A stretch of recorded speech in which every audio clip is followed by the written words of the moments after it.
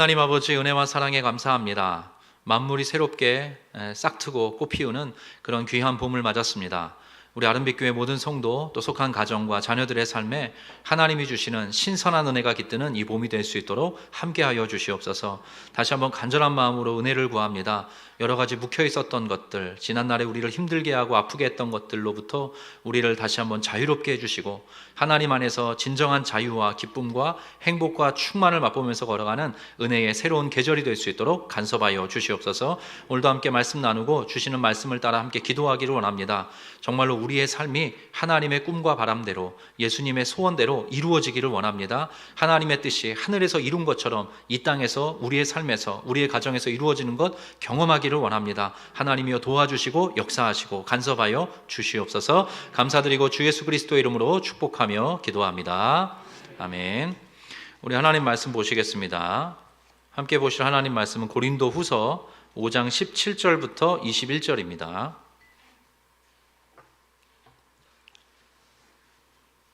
신약성경 291쪽이고요. 고린도후서 5장 17절부터 21절까지입니다. 한 절씩 교독하겠습니다. 제가 먼저 읽겠습니다. 그런즉 누구든지 그리스도 예수 안에 있으면 새로운 피조물이라. 이전 것은 지나갔으니 보라 새 것이 되었도다. 모든 것이 하나님께로부터 났으며 그가 그리스도로 말미암아 우리를 자기와 화목하게 하시고 또 우리에게 화목하게 하시는 직분을 주셨으니 곧 하나님께서 그리스도 안에 계시사 세상을 자기와 화목하게 하시며 그들의 죄를 그들에게 돌리지 아니하시고 화목하게 하는 말씀을 우리에게 부탁하셨느니라. 우리가 그리스도를 대신하여 사신이 되어 하나님이 우리를 통하여 너희를 권면하시는 것 같이 그리스도를 대신하여 간청하노니 너희는 하나님과 화목하라. 같이 읽겠습니다. 하나님이 죄를 알지도 못하신 이를 우리를 대신하여 죄로 삼으신 것은 우리로 하여금 그 안에서 하나님의 의가 되게 하려 하심이라. 아멘. 네, 할렐루야. 네, 우리 앞뒤 저에 앉아 계신 성도님과 한번 인사하겠습니다. 봄입니다. 인사 한번 하겠습니다. 네, 봄입니다. 네, 네. 여러분 정말 봄입니다. 3월 1일이더라고요 오늘이. 봄은 정말 새로움의 신선함의 계절이죠. 우리가 한 해를 1월에 시작을 하지만 우리 자녀들이 특별히 공부하는 학기가 이제 3월에 시작이 되니까 3월은 또 한 번의 새로운 시작을 알리는 그런 계절인 것 같습니다. 특별히 봄이 그런 계절이죠. 특별히 여기 이제 어머니들도 계신데 방학 중에 우리 아이들 삼시세끼 헤매기시느라고 정말 고생 많으셨습니다. 저희 집은 가끔 네 끼를 먹기도 합니다. 네, 그래서 어제도 밤에 제가 목양실에 있는데 막내 아이가 전화를 해가지고 여보세요 했죠. 제가 여보세요 했더니 아빠 떡볶이 부탁해요. 툭 그거 안 사가면 응징을 당합니다. 그래서 떡볶이를 먹고 11시에 잤던 기억이 있습니다. 네, 방학이 이제 끝나고 어머니들도 조금 자유로워지시는 그런 때가 아닌가 생각을 해봅니다. 봄에 이 겨울과는 다른 어떤 색깔을 이 봄이 띠지요. 겨울에는 회백색 색깔이었다면 봄은 초록색 빛깔을 우리에게 선사해 줍니다. 그리고 봄은 우리가 봄이라는 단어를 딱 떠올려만 봐도 따스함과 어떤 생명 그리고 활력을 제공해 주는 그런 계절이라 할 것입니다. 그래서 3월 1일에 제가 수요 기도회가 있어서 오늘은 이제 새 봄을 맞는 차원에서 말씀으로 좀 섬기겠다고 그렇게 이제 교육자들하고 상의를 했습니다. 그래서 모쪼록 우리 아름빛교회 모든 성도님들의 삶에 이 봄이 가져다주는 어떤 그 상징적인 의미와 같이 정말 새롭고도 또 신선한 하나님이 주시는 활력이 있는 그런 복된 은혜가 우리 여러분의 것 되시기를 주의 이름으로 간절히 축원드립니다. 그래서 우리 성도들에게 주신 여러 가지 특권이 있어요. 여러 가지 특권이 있는데 우리 성도들은 계절도 묵상할 수 있습니다. 가만 보십시오. 봄에는 봄 나름에, 여름은 여름 나름에, 가을은 가을 나름에, 겨울은 겨울 나름의 묵상의 거리들을 우리에게 제공을 해줍니다. 그래서 그것은 하나님의 자연계시라고 그렇게 신학자들이 이야기를 했어요. 그래서 봄에 하나님께서 싹을 틔우게 하시고 또 꽃이 피게 하시는 그 모든 섭리들을 바라보면서 우리 모든 하나님의 성도들은 새로운 묵상의 거리, 새로운 은혜를 우리가 마주하게 되는 것이죠. 아름빛교회가 세워지고 1년 남짓한 그런 시간이 흘러가는 즈음입니다. 작년 요맘때가 불쑥 떠오르더라고요. 작년 3월이 떠올랐습니다. 근데 그때 이제 분리개척을 준비하는 막바지 그런 준비 기간이었어요. 그래서 한편으로는 되게 기대하고 또 설레었던 마음이 있었고요. 또 하나는 마음을 많이 졸였더랬습니다. 그래서 교회가 세워지고 이렇게 잘 하나님 앞에 온전하게 이렇게 세워져가는 그런 공동체로서 자리매김할 수 있을까 참 많은 그런 기대와 설렘 또 두려움이 공존했던 그런 1년 전의 시간인데요. 저의 모든 염려나 걱정은 하나님 앞에 기우였었고요. 이렇게 귀한 성도님들이 함께 모여서 이렇게 복된 공동체를 세워가리라. 그때는 참 그렇게 크게 생각하지 못했는데 지난 한 해 하나님께서 참 많은 은혜를 저와 또 함께하는 성도님들에게 주셨구나 이런 생각을 하면서 이 새로운 봄을 다시 맞게 되었습니다. 봄에 우리 아름빛 교회도 이제 새로운 출발을 합니다. 지난 겨울 기간에 우리 순장님들하고 면담을 하고요. 또 새롭게 순장님들을 컨택을 했습니다. 그래서 다락방의 숫자도 좀 늘고요. 순장님들도 한 10여 명, 10분 좀 넘게 새롭게 다시 세워서 다락방을 재편해서 출발을 합니다. 그래서 우리 모든 우리 아름빛 교회에 계신 성도님들이 하나님과의 교제에서나 우리 성도들 간의 교제에서나 하나님이 제공하시는 하나님이 안배하시는 새로운 은혜 또 만남의 복과 그렇게 마주하시는 은혜가 있었으면 좋겠다 이런 말씀을 드리고 싶고요. 그리고 다시 한번 무엇보다도 겨울이 이제 지나가고 이제 봄이 오는데 정말로 여러분들의 마음에 소원하는 게 있지 않으십니까? 하나님 이런 문제 내가 갖고 있는 이러한 기도의 제목 하나님께서 꼭 좀 풀어주시고 하나님께서 이 모든 것들 위에 하나님의 손길을 좀 얹어주십사 그렇게 은혜를 구하실 텐데 오늘 특별히 이 봄을 맞는 첫날 3월 1일에 여러분이 하나님 앞에 의탁하시는 그 모든 기도의 제목에 하나님께서 신실하게 응답해 주실 줄 믿고 그렇게 나아가시는 귀한 성도님들 되시기를 축복합니다. 자, 새롭다는 말을 그 국어사전에 넣어보면요 대표적인 두 가지의 뜻이 있습니다. 뜻이 몇 가지가 나오는데 대표적인 게 두 가지예요. 첫 번째는 뭐냐면 새롭다 이렇게 검색을 해보면요 지금까지 있은 적이 없다. 뉴스라 그러죠. 뉴스. 그래서 지금까지 있은 적이 없다. 그걸 이제 새롭다라고 이야기를 하고요. 자, 두 번째도 비슷한 의미지만 조금 다른 뉘앙스를 풍깁니다. 전과 달리 생생하고 산뜻하게 느껴지는 맛이 있다. 그럴 때 이제 새롭다라고 이야기를 한답니다. 예? 지금까지 있은 적이 없다 할 때 새롭다고 하고 또 이전에 있었는데 무언가 이전과 달리 생생하고 산뜻하게 느껴지는 맛이 있을 때 그것을 이제 새롭다 이렇게 이야기를 한다고 해요. 잠언의 말씀에 이런 고백이 있죠. 예수님의 초청입니다. 사실은 나를 사랑하는 자들이 나의 사랑을 입으며 나를 간절히 찾는 자가 나를 만날 것이라 그랬습니다. 우리가 예수님을 때로 익숙하게 찾기 때문에 성경에 이러한 말씀을 기록해 놓으셨는지 모르겠습니다. 나를 사랑하는 자들이 나의 사랑을 입고 나를 간절히 찾는 자가 반드시 나를 만나게 될 것이다. 이 봄에 그 예수님께서 제공하시는 예수님을 간절히 찾고 구할 때에 예수님께서 제공하시는 새로운 은혜, 신선한 은혜가 우리 성도님들에게 깃들기를 다시 한번 주 예수 그리스도의 이름으로 간절히 축원을 드립니다. 제가 이 새로움과 관련돼서 존경하는 인물이 하나 있습니다. 존경하는 인물 누군지 궁금하시죠? 근데 현실에 있는 인물은 아니에요. 여기 여성분들이 많으셔서 안 보신 분들도 계실 텐데 제가 아이언맨이라는 인물을 존경합니다. 아이언맨 모르는 분은 좀 용서하고 들어주십시오. 아이언맨이 한 10여 년간 영화관을 이렇게 영화관에서 가장 인기 있었던 영웅 중에 한 명이었어요. 근데 아이언맨이 왜 아이언맨이냐면 철로 된 갑옷을 개발해가지고 그 갑옷을 입고 하늘을 막 날아다니고 손에서 막 레이저로 막 이렇게 뭔가 이렇게 레이저를 쏘고 하면서 악당들을 물리쳤거든요. 근데 한 10여 년간 아이언맨이라는 영화 시리즈도 나오고 또 아이언맨이 포함된 어벤져스라는 시리즈도 나왔는데 제가 볼 때마다 놀라웠어요. 왜냐하면 아이언맨이 한 번 그렇게 어마어마한 갑옷 무기를 개발했으면 그냥 있을 법도 한데 매번 나올 때마다 새로운 갑옷을 개발해서 나오더라고요. 예, 그래서 점점 더 그 무기가 개량이 돼요. 나중에는 어느 정도까지 됐냐면 이게 철로 된 갑옷이 아니라 버튼을 여긴가 어딘가 딱 누르면 온몸에 나노슈트가 쫙 입혀지는 거예요. 점점 더 강한 방어구와 이제 무기를 장착해서 그만큼 더 세지는 마지막 악당이 타노스라는 악당이었죠. 근데 그 타노스랑 마지막에 이제 또 대항하게 됩니다. 맞서 싸우게 되죠. 그래서 제가 이 사람 참 대단하다. 한 번도 가만히 있지 않고 매번 더 강하고 더 개선된, 더 발전된 무기를 개발하는 모습을 보면서 목사는 그런 걸 모두 다 이제 이런 식으로 해석을 하는 건데 우리 성도들에게도 매일의 새로운 은혜가 필요하구나. 왜냐하면 때로 더 강한 악당은 아니지만 더 강한 여러 가지 유혹과 시험과 또 시련들이 우리 성도들을 찾아올 수 있기 때문에 우리에게 매일의 은혜, 매일의 신선하고 새로운 은혜가 필요하지 않나 그런 생각을 해봤습니다. 예수님께서 가르쳐 주신 주기도문에 보면 가장 한가운데에 이 기도가 있습니다. 오늘 우리에게 일용할 양식을 주옵시고 그게 주기도문의 한 가운데 있습니다. 좀 더 심하게 말하면 상상수훈, 마태복음 5장, 6장, 7장이 산상수훈인데요. 상상수훈의 한 가운데에 주기도문이 있거든요. 근데 주기도문의 한 가운데에 어떤 기도가 있냐면 오늘 우리에게 일용할 양식을 주옵소서, 이런 기도가 들어가 있습니다. 이게 마태복음을 연구하는 학자들이 내놓은 공통적인 견해입니다. 그 기도가 가장 중요하기 때문이죠. 저와 여러분에게는 매일의 은혜, 매일의 양식, 매일의 생명의 떡 예수 그리스도가 필요하다. 그것을 이렇게 성경이 구조적으로 우리에게 알려주는 대목이죠.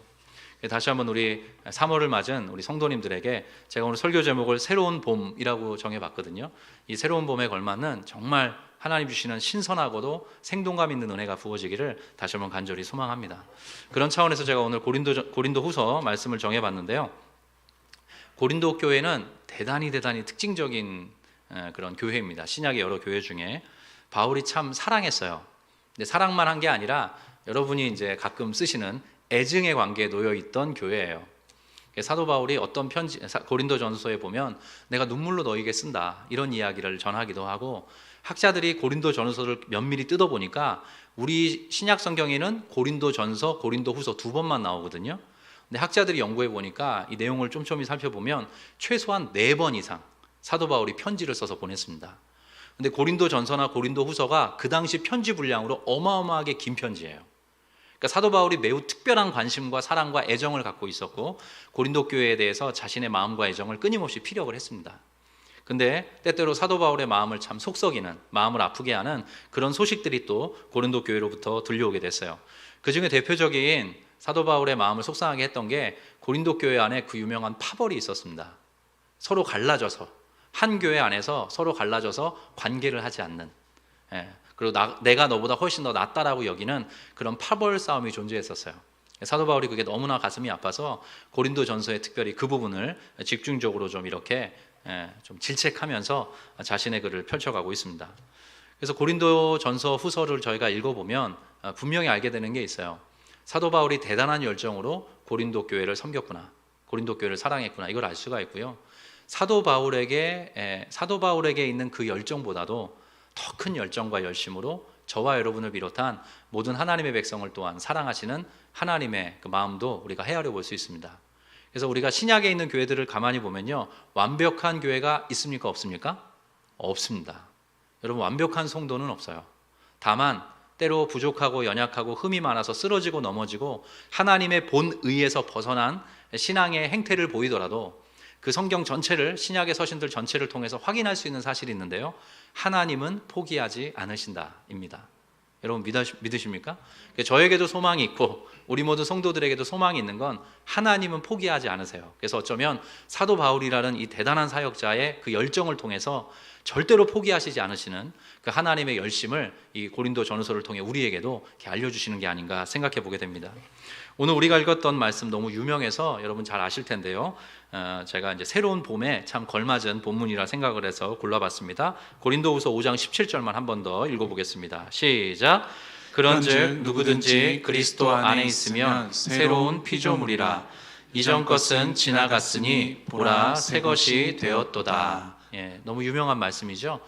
그리스도 안에 있으면 저와 여러분 모두는 새로운 피조물이라고 성경이 일러줍니다. 그리고 이전 것은 지나갔으니 보라 새 것이 되었도다. 성경에서 보라라는 말을 쓸 때는 강조법입니다. 저와 여러분이 이전과 다른 완전히 새로운 존재가 됐다는 걸 사도 바울을 통해서 하나님이 이렇게 강조적으로 우리에게 일러주고 있는 거죠. 자, 근데 제가 여러분에게 한번 여쭤볼게요.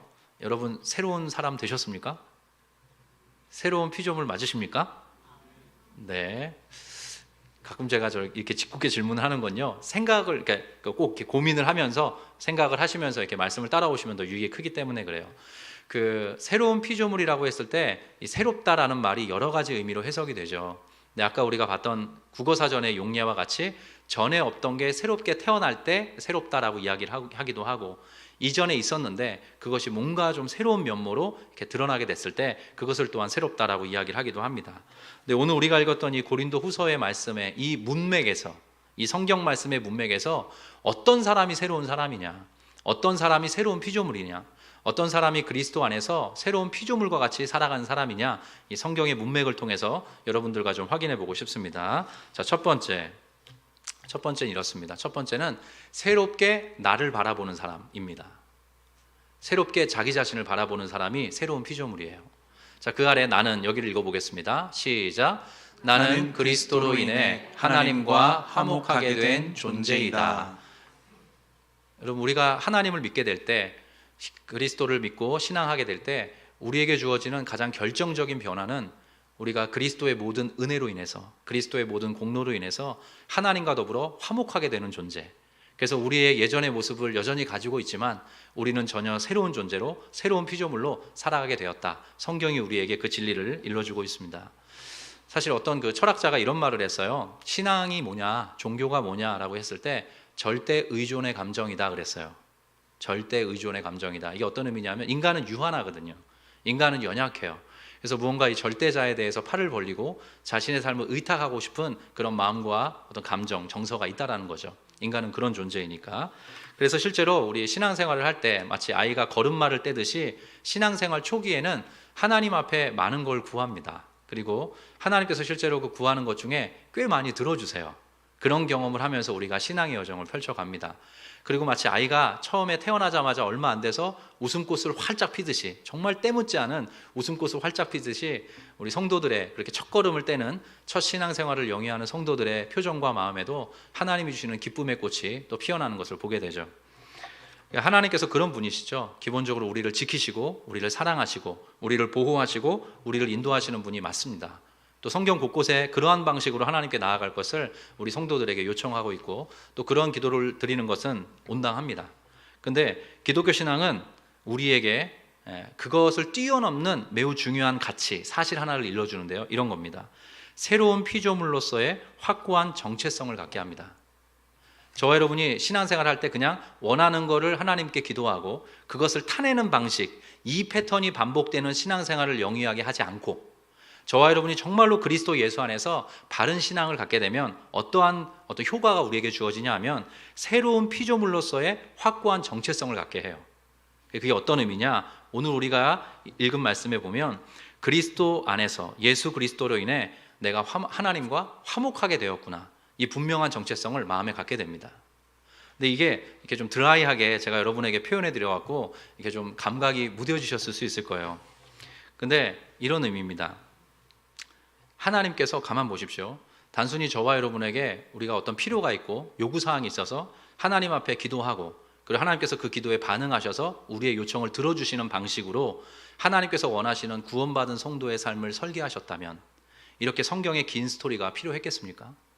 그리고 예수께서 이 땅 가운데 오셔서 그 모진 고난을 당하셔야 했겠습니까? 하나님께서 우리에게 주시고자 하는 진짜 구원, 궁극적인 새로운 피조물로서의 삶은 그러한 차원을 넘어선다는 것을 우리가 알고 있습니다. 또 경험하고 있는 거죠. 그래서 어떤 분이 이렇게 말을 했어요. 하나님께서 행하시는 새 창조의 윤곽은 그저 황홀경이 아니라 매우 도덕적이다. 이런 말을 했어요. 좀 어려운 표현인데 황홀경이라는 말이 그런 거예요. 내가 뭔가 하나님 앞에 간절히 구하고 막 몸을 떨어가면서 기도를 할 때 내 마음이 그저 치유되고 내 삶에 기적 같은 일이 일어나고 이런 차원이 아니라 우리 모든 성도들이 하나님과의 관계에서 또 사람과의 관계에서 내 자신과의 관계에서 이 세상과의 관계에서 매우 도덕적이고 건실한 사람이 되어가는 것, 그것을 바로 하나님이 설계하신 구원이라고 표현할 수 있다. 이렇게 이야기해 주는 거죠.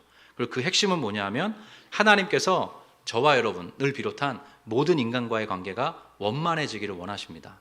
그게 하나님의 꿈이고 하나님의 바람이에요. 그러니까 하나님은 저와 여러분의 필요를 채워주시는 데 관심이 물론 있으시지요. 아버지이시니까.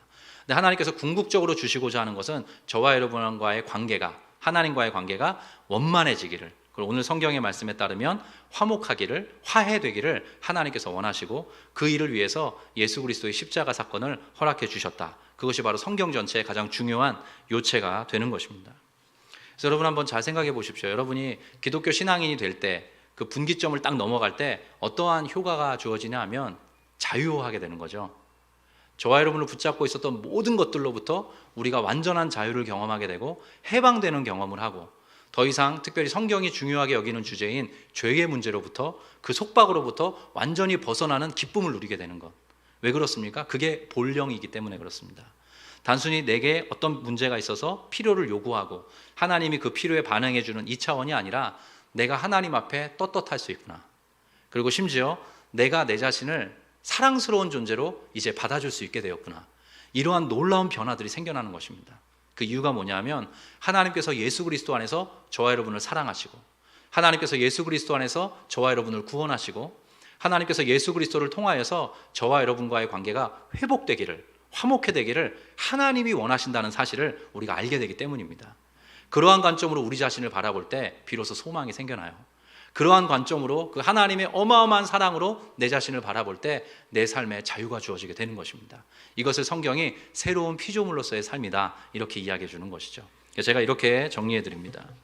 더 이상의 사랑이 필요 없을 정도로 무한히, 풍성히, 충만히 나를 사랑하신다. 그리스도 예수 안에서 보여주신 그 사랑으로 나도 나 자신을 사랑하게 되었다. 여러분 믿으십니까? 이게 바로 새로운 피조물이 갖게 되는 가장 결정적인 변화입니다. 거기에서부터 나머지 변화들도 뒤따라오게 되는 거죠. 제가 몇 번 말씀드렸지만 여러 성도님들도 그런 경험 많이 하셨을 거예요. 세상 사람들이 나에 대해서 여러 가지 평가와 또 판단을 합니다. 그리고 내 자신도 내 가족이나 지인들, 살아가면서 마주하는 모든 사람들과의 관계 속에서 또 내가 내 자신을 또 판단하고 또 평가를 해요. 근데 가만히 보면 하나님께서 그 모든 것들을 다 이렇게 격가지로 다 몰아넣으시고 예수 그리스도를 통한 사랑의 놀라운 풍성함을 우리에게 제공하시는 거죠. 그래서 끊임없이 내가 너를 위해서 이 모든 일들을 준비했어. 내가 너를 위해서 이 모든 계획을 지금 추진해 왔어. 네가 이 사랑 앞에 합당하게, 온전하게 반응해 줬으면 좋겠어. 이러한 식으로 끊임없이 제 삶에 침투해 오시는 것입니다. 그 끝에 우리가 그 사랑을 받아들이게 됐을 때 우리의 삶에는 그 어떤 것도 가져다 주지 못하는 무한한 자유, 무한한 풍성함, 무한한 생명, 기쁨이 선사되는 것이죠. 그것을 맛보고 누리면서 살아가는 게 바로 성도입니다. 그것을 성경이 새로운 피조물로서의 삶이다 이야기하는 거죠. 모쪼록 오늘도 여러 가지 다양한 기도의 제목들을 가지고 우리 성도님들 오셨을 텐데 하나님의 이 마음으로 여러분을 먼저 바라봐 주십시오. 하나님이 어떠한 사랑으로 여러분 한 분 한 분을 사랑하시는지를 그것을 꼭 기억하시고 그 토대 위에 여러분의 기도의 제목과 여러분의 마음을 올려보십시오. 그럼 여러분의 기도도 달라지실 것이고 여러분의 중심이, 하나님 앞에 기도하는 그 중심도 거기에도 변화가 있게 될 것입니다. 자, 두 번째입니다. 두 번째, 새로운 피조물이 이런 존재인데요, 새롭게 그를 보는 사람입니다. 그래서 그는 불특정 이웃을 이야기합니다.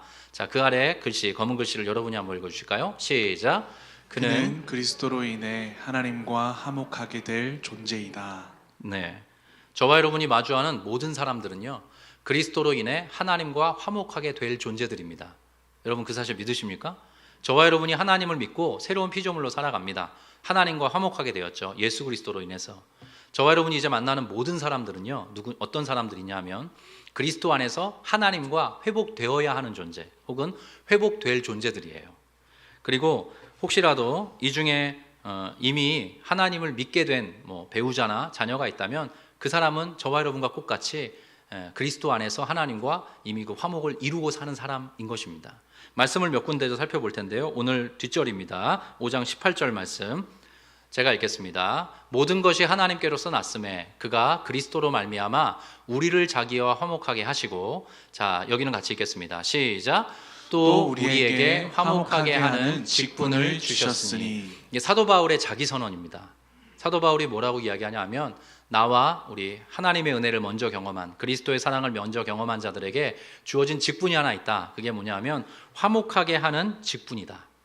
우리는 이제 그냥 살아가는 게 아니라 새로운 피조물이 됐어. 내가 그런 방식으로 내 자신을 긍정하고 사랑하게 됐어. 하나님의 모든 사랑 안에서 내 자신을 그렇게 받아들이게 됐어. 이제 우리에게 남겨져 있는 직분이 딱 하나 있다. 그게 뭐냐 하면 누군가를 하나님과 화목하도록 만들어주는 그 직분자로서 우리는 살아간다. 사도 바울이 이렇게 고백하고 있는 거죠. 20절 말씀도 매우 중요한 의미를 담고 있습니다. 여기 같이 한번 읽어보겠습니다. 시작. 그러므로 우리가 그리스도를 대신하여 사신이 되어 하나님이 우리를 통하여 너희를 권면하시는 것 같이 그리스도를 대신하여 간청하노니 너희는 하나님과 화목하라. 자, 사도 바울이 고린도 교회 모든 성도들, 아직 믿음의 그 어린 수준에서 벗어나지 못하고 있는 사람들에게 간청합니다. 그리스도를 대신해서 내가 간청한다. 너희 하나님과 화목해라. 내가 하나님과 화목을 하니 이렇게 너무나 행복한 자유함과 기쁨과 충만함으로 살아가게 됐다. 하나님이 나에게 또 그 직분을 주셔서 너희에게 이 시간 권면한다. 너희 하나님과 화목하면서 살아가도록 해라. 부탁하고 있는 거죠. 그래서 이렇게 정리할 수 있습니다. 그가, 여러분이 마주하고 있는 누군가가 가족일 수도 있고 이웃일 수도 있습니다. 그가 복음의 모든 은혜를 누리고 있다면 이미 나와 같은 사람입니다. 그리고 아직 그 은혜를 누리지 못하고 있다면 나를 통해 복음의 빛을 맛보아야 할 사람입니다. 우리는 그러한 방식으로 이웃을 바라보며 살아가는 사람들이에요. 여러분 이 사실 믿으십니까? 그러니까 저와 여러분은 그냥 세상에 던져진 존재가 아니라요, 어쩌면 하나님이 저와 여러분 한 사람 한 사람을 먼저 만나주시고 그리스도의 사랑 안에서 구원하시고 하나님과의 그 원만한 관계 속에서 누리는 생명과 기쁨을 맛보게 하심으로써 여러분 주변의 누군가에게 복음의 빛을 나누어주고 그 사람이 이제 하나님과 화목하게 될 수 있도록 그 역할을 감당하는 직분자로 하나님이 여러분을 위치시키셨다는 것, 오늘 말씀을 통해 확인하게 되는 거죠. 이러한 관점으로 모든 인간관계를 바라볼 때 새로운 기대, 소망이 생겨나는 것입니다. 그래서 이 화목을 하나님과 그리스도 안에서 그 놀라운 화목과 화해, 사실 화해라고도 번역할 수 있거든요. 그 은혜를 경험한 사람은요, 자연스럽게 부담을 느껴요. 저도 그랬고 여러분도 그러실 텐데요. 믿지 않는 부모, 형제, 가족, 친구가 있다면 언젠가 이렇게 묵혀놓더라도, 서로 매번 기도는 못하더라도 묵혀놓더라도 한 번씩 그게 이렇게 빚진 마음으로 이렇게 마음속에 한 번씩 울컥울컥 올라오는 거예요. 그래서 부모님을 위해서 기도하게 되고, 그래서 형제를 위해서 기도하게 되고, 또 지금은 좀 소원해졌지만 친인척을 위해서 기도하게도 되고, 내가 어렸을 때 함께 교제했던 친구들의 모습을 떠올려가면서 그들의 삶에도 하나님이 제공하시길 원하는 이 그리스도 안에서의 화목이 있어야 될 텐데, 이런 마음을 가지고 정말로 큰 부담, 적지 않은 부담감을 가지고 기도하게 되는 거죠. 그래서 이 시간 예배하는 분들, 물론 이제 부부가 함께 예배하시는 분들도 있지만 대부분 이제 홀로 나오셨다면 배우자를 위해, 또 자녀를 위해, 또 가족과 이웃을 향해 이 부담을 갖고 계신 분이 적지 않으시리라 이렇게 생각이 됩니다. 그래서 오늘 이 시간 기도할 게 하나 있는데요. 어떤 기도냐 하면, 하나님, 그러한 관점으로 하나님과 그 사람이 화목해 되는데 나를 사용해 달라고, 그러한 관점으로 기도를 올려드리는 이 아침이 되었으면 좋겠습니다. 하나님이 그 일을 위해서 저와 여러분에게 먼저 은혜를 주신 것입니다. 먼저. 제가 요즘에도 너무너무 감사한 게, 지난주 이찬수 목사님도 설교 끝에 어머님과의 그 이야기를 길게 나누시더라고요. 어머님께서 연세가 벌써 99세가 되셨다 그러더라고요. 근데 저도 이제 한 번씩 저희 어머니하고 전화를 합니다. 아버지한테 전화를 드리면 아버지가 한 30초 정도만 인사를 나누시고 엄마 바꿔줄게 여전히 뭔가 이렇게 대화가 이렇게 막 즐겁게 오래 유지는 안 돼요. 한 번씩 길게는 하지만 어머니를 바꿔주십니다. 근데 어머니는 처음에 이제 몇 가지 안부를 물으시고 저한테 막 여러 가지 이야기들을 건네세요. 근데 한 번은 우리 아드님을 광신자라고 해서 미안해 뭐 이런 얘기도 하시고, 그리고 늘 우리 성도님들 소중히 여겨주세요. 아들 목사님 막 이러시면서 몇 가지 이야기들을 나눠주시거든요. 그때마다 정말 하나님 앞에 감사해요. 제가 다른 욕심이 없다는 말을 한 번씩 드렸는데 꼭 아름빛교회 담임 목사가 돼서만은 아닙니다. 제 인생 가운데 하나님께서 불어넣어 주신 그런 은혜들을 생각할 때 정말로 제가 뭔가를 더 하나님 앞에 요구할 필요가 없다는 것을 제가 이게 깨닫기 때문에 그런 고백을 나누어 드리는 거죠. 저희가 저희 어머니와 아버지와 함께 예배 드릴 수 있다는 게 너무너무 감사해요. 여러분들도 그런 은혜를 경험하신 분도 있고, 그러한 은혜를 사모하면서 가족과 지인, 누군가를 위해서 기도하는 분들이 계실 것입니다. 단순히 이렇게 변화되게 해주세요, 이 차원이 아니라 그가 하나님과 화목할 수 있도록 도와주십시오. 그 구원의 때를 앞당겨 주십시오. 우리가 그러한 관점으로 바라보면 여러분의 그들을 위한 기도도 달라지게 될 것입니다. 그 은혜가 오늘 이 봄에 우리 모두에게 있었으면 좋겠어요. 자, 마지막입니다. 세 번째, 새롭게 예수님을 봄. 예수님을 그저 나의 문제를 해결해 주시는 차원이 아니라 이러한 꿈을 갖고 있는 분으로 우리가 인식을 해야 됩니다. 예수님은 같이 읽어볼게요. 시작. 예수님은 나와 그 사람을 화목하게 하실 주님이시다. 사실 이게 매우 중요합니다. 성경에 보면 예수님이 그저 우리의 문제 해결사로 등장하는 게 아니라요, 사람과 사람 사이를 화목하게 하시는 분으로 등장을 해요. 다시요. 예수님이 그저 우리 인생의 문제를 해결해 주시는 분이 아니라 사람과 사람 사이의 관계를 회복해 주시는 주인으로서 등장을 합니다.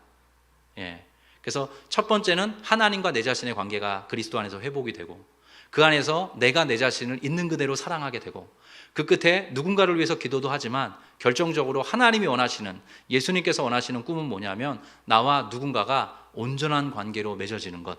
하나님께서 그것을 원하고 계세요. 그 말씀을 어디서 확인할 수 있냐면요, 자, 새롭다라는 말이 쓰인 에베소서 본문을 한번 확인해 보기를 원하는데요. 한번 띄워주실까요? 예, 제가 읽겠습니다. 맥락을 먼저 설명을 해드릴게요. 여기에 나오는 둘이라는 개념은요, 유대인과 이방인을 이야기합니다. 자, 유대인과 이방인 사이의 관계가 좋았습니까? 안 좋았습니까? 안 좋았어요. 서로를 이렇게 인간 이하로 생각을 할 때도 많았어요. 이방인들은 유대인들을 어리석다 생각을 했고, 하나님을 믿는다는 말로, 그 다음에 유대인들은 이방인들을 불결하다고 생각을 했습니다. 그래서 성전에 가보면 이방인들이 밟을 수 있는 땅에 한계가 있었어요. 이방인의 뜰까지만. 그래서 이방인들은 유대인들을 어리석다 생각하고, 또 유대인들은 이방인을, 말이 제가 맞게 하나요? 이방인은 유대인을 어리석다 얘기하고, 유대인들은 이방인을 불결하다라고 간주했습니다. 그래서 전혀 관계를 맺지 않았어요. 근데 그 한복판에 사도 바울이 이러한 설교를 토해내고 있습니다. 그는, 예수는 우리의 화평이신지라. 둘로 하나를 만드사 원수된 것 곧 중간에 막힌 담을 자기 육체로 허시고 법조문으로 된 계명의 율법을 폐하셨으니, 자, 그 다음부터 같이 있습니다. 시작. 이는 이 둘로 자기 안에서 한 세 사람을 지어 화평하게 하시고 또 십자가로 이 둘을 한 몸으로 하나님과 화목하게 하려 하심이라. 자, 여기까지만 보겠습니다. 그게 예수님의 바람이라는 거죠. 예수님의 꿈은 유대인과 이방인이 그 한계, 저들이 갖고 있는 그 세계관, 가치관을 뛰어넘어서 예수 안에서 한 세 사람이 되는 것. 예수 안에서 한 세 사람이 되어서 화평하게 하시는데 예수님의 꿈이 있었다, 이렇게 이야기를 합니다. 그래서 십자가를 지셨다. 그리고 십자가를 지심으로 이 둘을 한 몸으로 하나님과 화목하게 하려 하셨다. 이게 바로 예수님의 마음과 꿈이다, 이렇게 이야기를 해요. 제가 좀 더 소상하게 설명을 해드리겠습니다.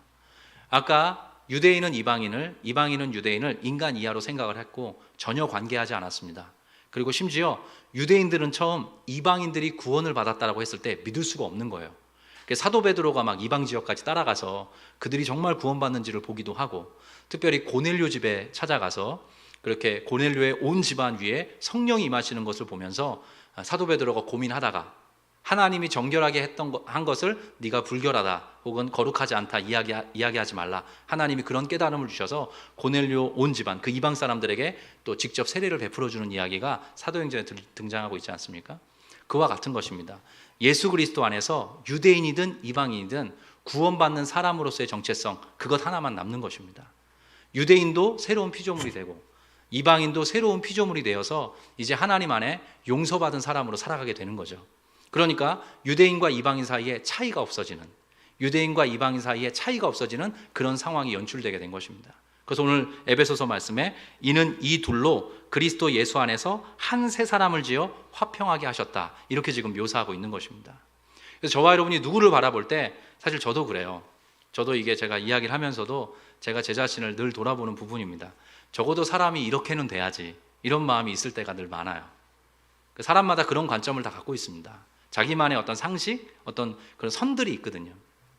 그리고 그것에 좀 못 미치면 좀 뭔가 부족하다라고 느껴지기도 하고, 아주 일상적인 지금 제가 예를 들지만, 그런데 그것 이상으로 모든 관계가 깨어지고 서로가 서로를 사람 취급도 하지 않았던 유대인과 이방인 사이를 예수님께서 친히 십자가에 달려 죽으심으로 그들 모두를 한 세 사람으로 묶어내셨다, 성경이 이야기를 하는 것이죠.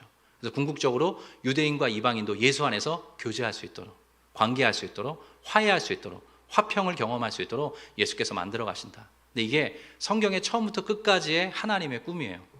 여러분, 하나님께서 만약에 아버지라고 생각을 하시고, 여러분이 그렇게 믿으시지 않습니까? 그리고 모든 인간들이 자녀라고 생각을 해보십시오.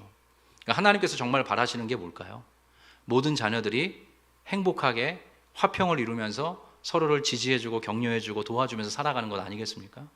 제가 지난 금요일에 눈물이 터져 나오는 걸 참지를 못하겠는 거예요. 아마 그걸 보고 되게 울백락이 아닌데 이렇게 느끼셨던 성도님도 계실 텐데, 저도 모르게 눈물이 확 쏟아졌어요. 왜 그러냐면, 여러분, 한국 땅이, 그리고 한국 교회가 갈갈이 찢겨져 있습니다. 요즘 어떤 생각을 하세요? 뉴스를 보고 정치, 경제, 사회, 문화, 특별히 종교, 모든 것을 봤을 때 우리나라가 4분 5요를 넘어서 갈갈이 찢어졌어요. 예수를 믿는다는 사람들도 자기만 예수 믿는 것처럼 다른 사람을 판대 안 하고 정죄합니다. 커다랗게 보면 그들도 다 하나님이 사랑하시는 사람들이고, 심지어 똑같이 하나님의 이름을 부르는 사람들인데 왜 그 안에서 그러한 다툼과 반목과 갈등과 투쟁이 이어져야 할까요? 제가 그런 생각을 하다 보니까 눈물을 흘리지 않을 수 없는 것이죠. 예수님께서 정말로 원하시는 것은요, 모든 사람들이 예수 그리스도 안에서 한 새 사람이 되는 것입니다. 모든 사람들이 예수 그리스도 안에서 새로운 피조물이 되어서 그 안에 평화가 깃들게 되는 것, 그게 바로 예수의 꿈인 것이죠. 그래서 이렇게 좀 큰 개념을 이야기하지 않더라도 제가 좀 너무 이렇게 좀 진지한 얘기만 하니까 여러분이 좀 당황하실 수 있는데, 제가 경험했던 어떤 이야기를 하나 나누어 드릴게요. 제가 어느 날 이렇게 그 3일교회에 있을 때인데요, 출근도 빨랐고 퇴근도 늦었어요. 근데 이제 저희 아내가 셋째 아이를 낳고서 이렇게 그 3명 아이를 이제 깨우기도 하고 재우기도 하고 하루를 그냥 다 보내는 거죠, 오롯하게. 제가 사실 많이 도와주지를 못했습니다. 그래서 많이 미안했는데, 어느 날 퇴근하고 이제 집에 갔더니 그때 이제 막내가 어렸을 때여가지고 늘 한쪽 팔은 막내 차지였어요. 한쪽 팔 800개를 막내가 하고 있어요. 그리고 이제 한쪽 팔은 첫째랑 둘째가 번갈아서 엄마 팔을 차지를 합니다. 근데 그날은 이제 첫째 차지였어요. 첫째 차지여서 첫째랑 막내가 이렇게 한쪽 팔에 이렇게 달려 있는데, 아내가 아주 기쁜 표정으로 자고 있었을까요? 아주 힘든 표정으로 자고 있었을까요? 네, 상상이 되시죠? 보통 이제 그 둘째는 그 옆에 가서 자야 되는데, 저희 둘째 아드님이 상당히 좀 저돌적인 면이 있으셔서 엄마 배 위에 올라가서 아주 자주 그래요. 요즘도 일단 올라타고 보는 친구기 때문에. 그래서 그렇게 주무시고 계시더라고요. 그래서 이렇게 아주 그 온 가족이 이렇게 뒤엉켜서 자는 모습을 보는데, 아내가 이게 자는 것도 아닌 거의 고문당하는 얼굴로 이렇게 자고 있는 거예요. 그래서 제가 이제 한 명 한 명 떼어 놓으면서 속으로 고소하다 그랬습니다. 그러면 안 되는데 속으로 피식피식 웃었어요. 한 명 한 명 떼어놓고 잠자리를 잘 정돈해주고 옷을 벗는데, 옷을 안 벗고 그렇게 했거든요. 옷을 벗는데 제 마음속에서 그런 울림이 생기는 거예요. 하나님, 제가 우리 아내와 우리 새 아이를 끝까지 잘 지탱하는 그런 가장이 될 수 있을까요? 라고 제가 묻게 된 거예요. 그리고 다시 저희 아내를 보니까 저희 아내가 저와 함께 그 짐을 져가고 있는 너무 귀한 하나님이 허락해 주시는 배필이구나, 이런 것들을 알게 된 거죠. 그래서 관계라는 건 그런 것입니다. 여러분, 완벽한 사람은 없고 완벽한 배우자도 없고 완벽한 타인도 없어요. 근데 그 모든 것들 가운데 하나님의 꿈, 예수님의 마음을 개입시키면 달라 보이는 것입니다. 그리고 성경이 진짜 원하시는 이 궁극적인 아름다움, 인간관계가 모두가 예수 그리스도 안에서 하나의 새 사람이 되어서 모든 막혔던 담이 허물어지고 서로가 누구하고도 교제할 수 있는 그런 방식의 인류 사회를 하나님이 꿈꾸신다는 걸 생각해 볼 때, 우리가 새로운 방식으로 우리의 삶을 펼쳐갈 수 있지 않을까 생각해 보게 되는 거죠. 그래서 교회는 이런 것입니다. 교회는 뭐냐면 예수 그리스도로 인하여 하나님 앞에서 무죄 선언을 받은 사람들의 모임이에요.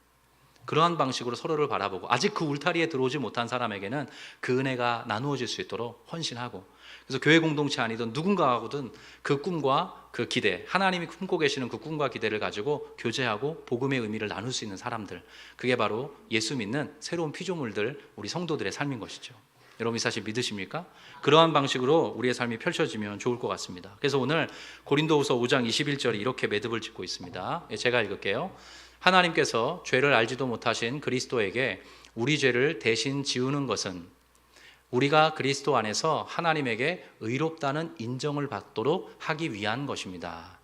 그러니까 그리스도 안에서 모든 사람이 의롭다는 인정을 받도록 하나님께서 저와 여러분에게 먼저 그리스도를 경험하게 하시고, 그리스도를 통한 화목을 맛보게 하시고, 그러한 관점을 가지고 새로운 피조물이 되어 누군가를 바라보며 이 세상을 섬기며 살아가도록 하셨다.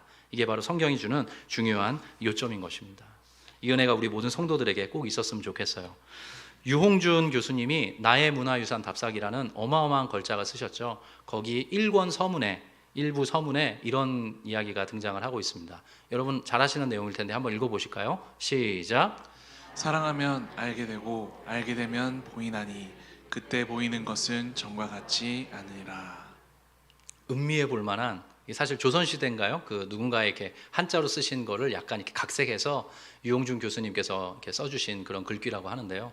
사랑하면 알게 되고 알게 되면 비로소 보이나니 그때 보이는 것은 전과 같지 않으리라. 그래서 이렇게 모든 말씀을 여러분에게 나눠드리는 것은 딱 하나입니다. 여러분이 새로운 봄에 새로운 관점을 가지고 여러분의 삶을 살아가시면 좋겠습니다. 그 핵심은 예수 그리스도를 통한 화목이고, 그 화목이 여러분에게 이미 주어졌고, 그 화목해하는 직분을 또한 맡겨주셨사오니 여러분들 한 분 한 분이 살아가는 그 삶에서 또 다른 누군가에게 그 화목해하는 복음을 전하고 그 사람이 그 화목해하는 복음을 듣게 되었을 때 정말로 놀라운 방식으로 그가 회복되는 것 경험하게 되는 그런 은혜의 주인공들 되셨으면 좋겠습니다. 대부분 이 시간 나와서 기도하는 분들이 가족을 위해 자녀들을 위해서 많이 기도하는 분들 아니십니까? 그러한 마음으로 그 모든 영혼들을 축복해 주세요. 그들이 하나님과 더불어 화목을 누릴 수 있도록 그리스도 안에서 참된 화평을 경험할 수 있도록 그러한 방식으로 우리 인류 사회가 번성하는 게 하나님의 꿈이라고 하시니 나를 통해서 그 일이 감히 이루어지기를 원합니다. 하나님 도와주십시오. 이러한 방식으로 우리의 삶을 의탁해 가면 좋을 것 같습니다. 이 시간 함께 찬양하겠습니다. 우리 이곳에 임하신 하나님의 나라.